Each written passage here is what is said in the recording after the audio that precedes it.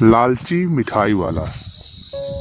दीनपुर गांव में सोहन नाम का हलवाई रहता था। वह खूब बढ़िया और स्वादिष्ट मिठाइयाँ बनाने के लिए जाना जाता था। इसी वजह से उसकी दुकान पूरे गांव में मशहूर था। पूरा गांव उसी की दुकान से मिठाई खरीदता था।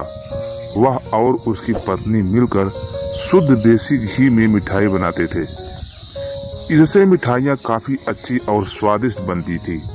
हर रोज शाम होते होते उसकी सारी मिठाइयाँ बिक जाया करती थी और वह अच्छा मुनाफा भी कमा लेता था। मिठाइयों से जैसे ही आमदनी बढ़ने लगी, सोहन के मन में और पैसा कमाने का लालच आने लगा। अपने इसी लालच के चलते उसे एक तरकीब सूझी।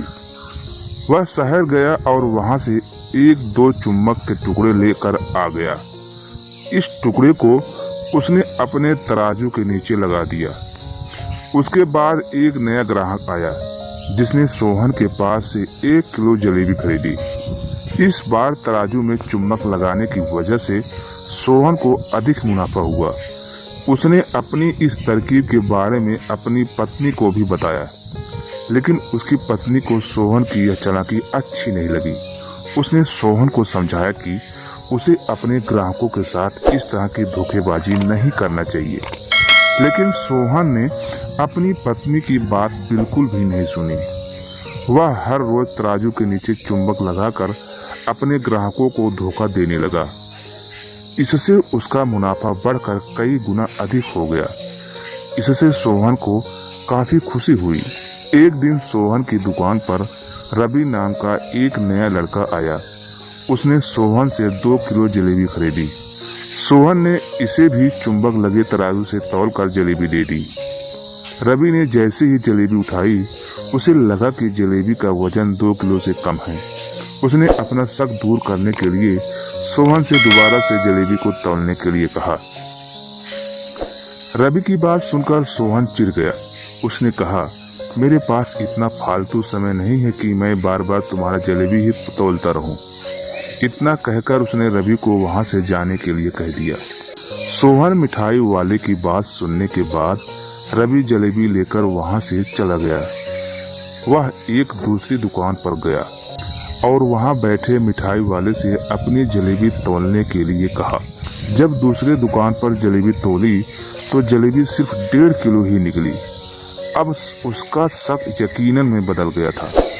उसे पता चल गया कि सोहन मिठाई वाले के तराजू में कुछ गड़बड़ है।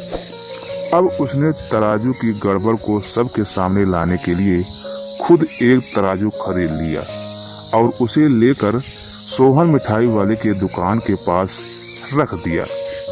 फिर रवि अपने सभी गांव के लोगों को वहां पर इकट्ठा करने में लग गया। जैसे ही लोगों की थोड़ी भीड़ बढ़ने लगी तो उसने गांव के लोगों को कहा कि आज मैं आप सभी लोगों को एक जादू दिखवाऊंगा। यह जादू देखने के लिए बस आप लोगों को सोहन मिठाई वाले से खरीदा गया सामान एक बार इस तराजू में तौलना होगा। तब आप लोग देखेंगे कि कैसे सोहन मिठाई वाले के तराजू में तौली गई मिठाइयाँ इस दूसरे तराजू में अपने आप ही कम हो जाती है। कुछ देर बाद 1-2 लोग मिठाई लेकर रवि के पास पहुँचे तो उसने ऐसा करके भी दिखाया।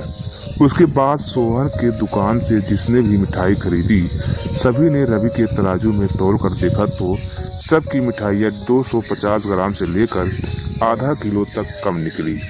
यह सब देखकर लोगों को काफ़ी हैरानी हुई। अपनी दुकान के पास ही यह सब होता देख सोहन मिठाई वाला रवि से झगड़ा करने लगा।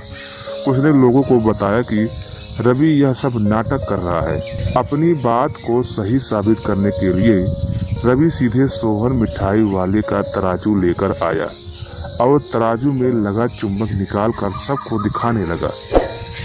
यह देखकर गांव वालों को बहुत गुस्सा आया। सब ने मिलकर उस लालची मिठाई वालों को खूब मारा। अब उस लालची मिठाई वालों को अपने लालच और उसके कारण की गई गलत हरकतों पर पछतावा हो रहा था। उसने अपने गांव के सभी लोगों से माफ़ी मांगी और वादा भी किया कि भविष्य में वे ऐसी कोई भी जालसाजी नहीं करेगा।